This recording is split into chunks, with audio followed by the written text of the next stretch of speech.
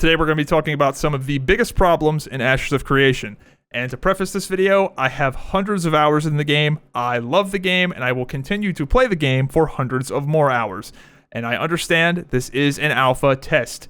As they say, it's not a game, it's a test. Yes, I get that. This is not my first rodeo, but they are looking for general feedback about the game and how things feel and what direction they should go. So that's what we're going to be doing in this video, is just giving general feedback, not really nailing down specifics. So let's get into it. The first biggest problem with this game, and it's kind of a two-piece combo here, is that the PvP flagging system and the corruption system are terrible. Now, usually when you hear this complaint, it's from the side of somebody that doesn't actually play the game, where they're like, oh, it's just a gank box. Everybody's just running around murdering innocent players and griefing, quote unquote griefing. That's not the problem at all. In fact, it's the complete opposite. The corruption system right now, in its current implementation, is so bad, it is going to cause people to quit the game. Because the corruption system is not actually punishing the people it's supposed to punish. It's actually doing the opposite. The corruption system right now is a griefing tool, not an anti-griefing feature. It's actually insane. So let's start off first with the flagging system. The flagging system in Ashes of Creation is entirely too convoluted and complicated. The fact that we have to sit people down and explain it to them and go through all of these different edge cases is crazy. Now, I understand, again, this is an alpha, and they are working on clearing things up and adding UI with like blinkers and whatnot, but just in general, the fact that it is as complicated as it is just crazy. Now, some of you guys that don't play the game are probably like, how is it complicated? You're either flagged for PvP or you're not flagged for PvP, right? Isn't it just that simple? No, I have some news for you. There are a ton of weird little things with the flagging system that either are just like noob traps that will cause new players to just lose all their gear, which is just insane, or are just needlessly complicated and just annoying. So first of all, like let's say you want to attack somebody, you need to flag. Then, unless you want to go corrupt, which you absolutely don't want to, then you need to make sure they're flagged. And now you might be saying, okay, well that seems easy enough. Well, not only do they need to be flagged, you need to make sure they're flagged and also they attack you. So they can flag themselves but not attack you. And if you kill them, you get corrupted. And then you'd be like, okay, well, what if we're in the lawless zone, right? Well, okay, so surely I can just attack that player, right? No, actually, you need to flag in the lawless zone to attack that player, but you need to make sure they're in the lawless zone, and they don't go out of the border of the lawless zone. And then you need to make sure your party members are also flagged, because they can't heal you, but sometimes they can heal you, but sometimes they can't. Like, there's so many little edge cases like this that are insane. And then you factor in the fact that the PvP flagging can turn itself off mid PvP, by the way, where you can flag up and then unflag and have that turn off. And then you get there's just it's so crazy. The fact that I can't sit down and explain this to you in two sentences is insane, especially when you factor in that the corruption penalties and the penalty for being wrong. God forbid you're a new player that's not in Discord that can't just easily ask these questions and have it explained to you. I can't imagine the amount of new players that have been corruption baited and lost their gear to a system that is designed to somehow protect them, but is just being weaponized against them. This flagging system is terrible. Especially with the penalties the way they are. Maybe it wouldn't be so bad if the penalties weren't the way they are, but let's get into that. So the corruption system is horrific. The corruption system in its current implementation is a griefing tool. It is a tool used by griefers to troll the innocent players, the new players. It's the total opposite of what it was designed to be. They designed this corruption system so that experienced players wouldn't dunk on new players. But in fact, it's the experienced players dunking on new players with the corruption. It's just insane. So here's what you need to think about when it comes to the corruption system. You need to think about it from the point of view of the griefer. If I'm a griefer, am I going to grief players in my best armor that I'm, scared to lose? No, I'm going to grief people in some crappy armor I don't care about. So the gear drop penalty is not really a big deal if you're a griefer because you just have a burner set you don't care about anyway. Not only that, if you're a griefer, you probably have a guildmate or somebody nearby that can kill you and wipe your corruption and trade your stuff back to. A griefer is naturally going to play around the corruption system as much as possible to where the penalties really don't matter for them. And here's the kicker. If you're a smart griefer, you're not even griefing on your main character. You have an entire character dedicated to griefing that is very disposable. You can level up a character to level 10 and get them pretty lethal pretty quickly, and then once that corruption penalty is so high, once your blight is so high that it's not worth messing with anymore, you just delete the character and you make a new one and spend that up real quick, and then you can just be a psycho all over again. The corruption system at a fundamental level is not punishing the intentional griefers. It is exclusively punishing innocent players that get corruption baited or get corruption due to an unintended bug or mechanic. They kill somebody on the border, or they attack a mount and the mount bleed, kills them over the border, and they get corrupted over that. I've heard stories of people accidentally hitting Alt F and they one-shot a level 1 in Mirrorlith, and then the guards kill them and they lose all their gear. There was a streamer that accidentally corrupted themselves, or just a bug. Like, it's such a devastating penalty that is just not actually affecting who it's supposed to affect. It's crazy. And to give you some perspective, I am a huge PvPer. A lot of you guys know me from Crowfall, where I was just like a ganking menace. I have not gone corrupt. I've gone corrupt twice, and both of those times were a complete accident. One time being just a total bug. And that's most people. Most of the people playing this game either have their own personal horror story with the corruption system, or at least know of somebody that has been screwed over by this system. And it's far too steep. Even outside of bugs, you have the corruption baiting tactics. There is a corruption baiting method that is so insidious and unavoidable that I've reported it personally, but it's bad. If this becomes like a widespread thing people do, like, yeah, it's really, really bad. So the penalties right now, I think they don't make sense. I'm going to give you my own personal tale with the corruption system that just happened yesterday. I am running around in the lawless zone. This is an area of the game where you are supposed to be able to kill anybody you want to. So I see the player that I want to kill. I double check my map just to make sure I am nowhere near the border. I am nowhere near the border. I engage this player, I kill his mount, and then I notice that I immediately go corrupt. And I jump back on my gator and skedaddle away to log out and have a guildmate kill me and trade my stuff back to me.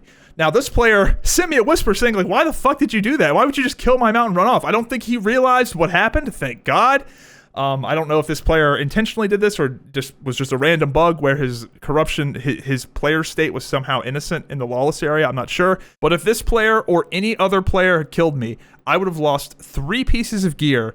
And keep in mind, when you are corrupted, you are marked on the minimap for everyone to see. You are just a blinking red light. And all of this happens because of a bug. That is absolutely psychotic and a just disproportionately steep mechanic. And I know that the corruption system is intentionally overtuned right now, but oh my God, guys, really? Like, that is a psychotic punishment for a bug. And even if this was half of the punishment and I only lost 1 piece of gear, I just think in general, losing a piece of gear, especially for like first time offenders where it's like quite obviously like this was a mistake.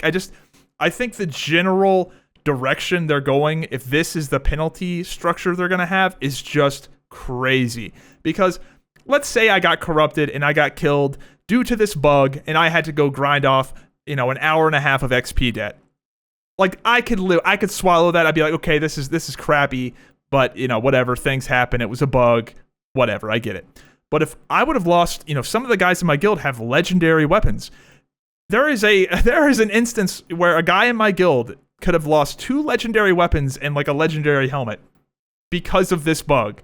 That is something that could absolutely happen. And the problem with a penalty this steep is it's going to cause players to have quit moments where the penalty is too steep and it just causes people to snap and quit the game. And in game development, that is a phrase that's used. It's called a quit moment, where they really try and dampen like the extremes to where players don't get so, discouraged and disenfranchised with the penalty. And this is like intentional penalties that aren't bugs. Like, imagine this happens to you on a bug and you lose 3 pieces of legendary gear. I just think it's not realistic to create a system this harsh, because there's going to be so many edge cases. This is an MMORPG. There's going to be bugs. There's going to be edge cases. There's going to be corruption baiting. These things are going to happen. So I think you're just setting yourself up for failure when you have a perverse incentive structure with gear drops. I think just have more experience debt. I think the primary function of the corruption system is to slow down psychotic players. And if there is stat dampening and XP debt at high enough levels that ramp up fast enough, I think that's more than enough. I don't think you need to have gear drops right off the bat. That's just crazy. And in general, I just don't like the concept of gear dropping off this. I think you can do it in other ways that are far less abrasive. My next problem with Ashes of Creation is that I do not care about the node system at all. And I'm not saying this is a correct opinion, but at this current moment, I really don't care. My guild has a node. I care about that node. I care about my guild's prerogative and us getting the things done that we want to get done as a guild. I care about that. But the nodes in general, like, I don't care if Halcyon gets wiped off the map tomorrow. Who cares? Node war them, burn the place to the ground for all I give a shit. I feel like there's a lot of players that really don't care either. Like, why should I build up the stuff in a node that my guild doesn't own? I just, like, I don't know. And maybe there is a reason, but again, I'm a pretty experienced player, and I couldn't tell you why I should care. So that this sort of needs to be communicated better, I guess. I don't know. It's not great because it's a big part of the game, and as of the current moment of recording this video, it's not very well communicated or incentivized for me to just give a shit. I like the nodes. I think that the process of building them up is cool, but you got to somehow hook players into caring about them from a personal investment perspective, and right now it's just not there. Maybe it's because the town board quests are not incentivized properly or something, but like I don't care about being a citizen of wherever. Unless they have a cape that has good stats on it, I don't give a fuck. Burn that place to the ground. So, yeah, big problem. My next problem is that the time to kill in PvP is a total joke. Right now, players are just firing nukes at each other and killing each other in like 1 or 2 seconds. We see instances of literal one-shots killing players in less than a second. There is a lot of crazy damage going on right now in the game, and there's just not a lot of skill expression. But and this is a deeper issue than just right now. So this is something that is going to routinely happen in this game. It happens in all MMORPGs because you have new gear, new stats, things get overtuned. This is just a problem that will perpetually happen throughout the life cycle of this game because it always does in every game. So what I would like to see them do is I would like to see them create the ability to Band-Aid fix this problem. And how do you do that?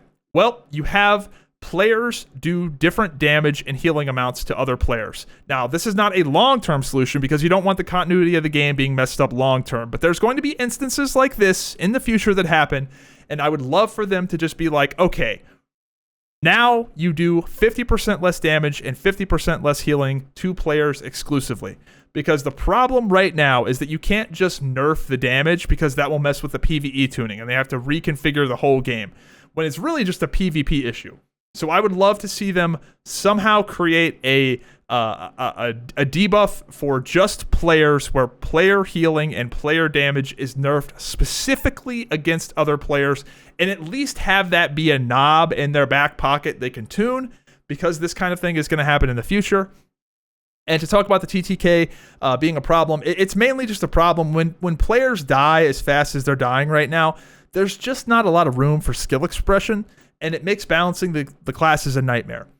For example, Mage right now is disproportionately powerful because their kit is just incredibly good in this low time to kill environment, because they are a ranged class that has high damage cooldowns that they can just, blast off real quick from 30 meters away and just nuke somebody. And they don't really feel the penalties of the class design because, normally in a normal, sane, reasonable game, a mage would use those cooldowns and then be vulnerable because they use their cooldowns and they use their go, and that was all they had. Well, that doesn't really matter right now because when they use their cooldowns, the fight's over. So, and then you have the opposite end, which is Fighter, where it's a momentum-based class, literally, where it's a slow burn. You have a lot of low cooldown CC abilities, low cooldown damage abilities that are less impact. It's kind of like an overwhelming pressure kind of class, but that doesn't really work when everybody's dying in a second or two. The TTK being the way it is just a complete waste when it comes to Ashes combat, because the Ashes of Creation combat has a lot of really awesome group play synergies and just individualistic plays you can do that are really cool. And you can even get in the weeds with like micromanaging your stamina bar with sprinting and taking advantage of those passives. Like there's a lot of really cool stuff you can do. But the problem is that players are dying so fast right now that all that goes out the window, and it just, you know, devolves into cheesy strats and a one-shot meta that's just not very interesting, and it's just going to lead to a lot of instances where the game feels not very skill-based. And I will say we are in a little bit of a special circumstance right now because we are level 25 and we can't enchant level 20 gear, so that means that the best gear in the game is actually level 10 gear that is enchanted. And the enchants are more powerful in relative terms right now than they will ever be at any other point in the game, because as you enchant gear, it gets +1 to their stats. So when you get something to +6, that is a disproportionately higher amount of power at low base stats, like low level gear, than it will be at higher level gear, because a higher level gear enchanted to +6 is not that much of a percentage power increase, but a lower level piece, it absolutely is. So yeah, admittedly, we are in a weird time right now, but this is something that will happen again, 100%. It's going to happen again where things get crazy in PvP, and they are going to need the ability to turn a knob and turn down the volume on PvP specifically. So I'd like to see them get ahead of this problem, get ahead of this future problem, and do that, because I do think the game will be better with a longer time to kill, and let people actually experience all of these cool combos and class synergies you built into the game. Like the combat is amazing, but right now we're only experiencing it for like 1 or 2 seconds at a time at max level. It's psycho. Anyway, those are all the major issues I could think of. Yeah, there's some other issues, but those are mainly like bugs, like the caravan bugs, or the obviously unintended mechanics of like a cleric being out of event healing a caravan escort, like stuff like that that's like obviously gonna get fixed. People rezzing on out-of-guild clerics in Guild Wars and healing on out-of-guild clerics in Guild Wars. That just like obvious exploits. That kind of stuff is eventually going to get fixed, so I'm not going to harp too much on that. The only other major thing I could probably say is that the leveling is still pretty dull. It's not very diverse in what you do. For the most part, everybody is just slamming mobs in a mob camp 24/7, and that's just the only real thing you can do. Now, I will say this game is going to be grindy. I think that a good balance would be, 60% of your time is spent grinding mobs, and the other 40% is town boards and mainline story quests and other, XP vectors. I think Steven has made it pretty clear that this game is going to be kind of grindier on the lineage style, arcade style kind of game, which I'm kind of okay with. I'm somebody that is very aware of the fact that questing is just masking grinding in a lot of ways. I'm not somebody that is really compelled by most, questing and MMORPGs.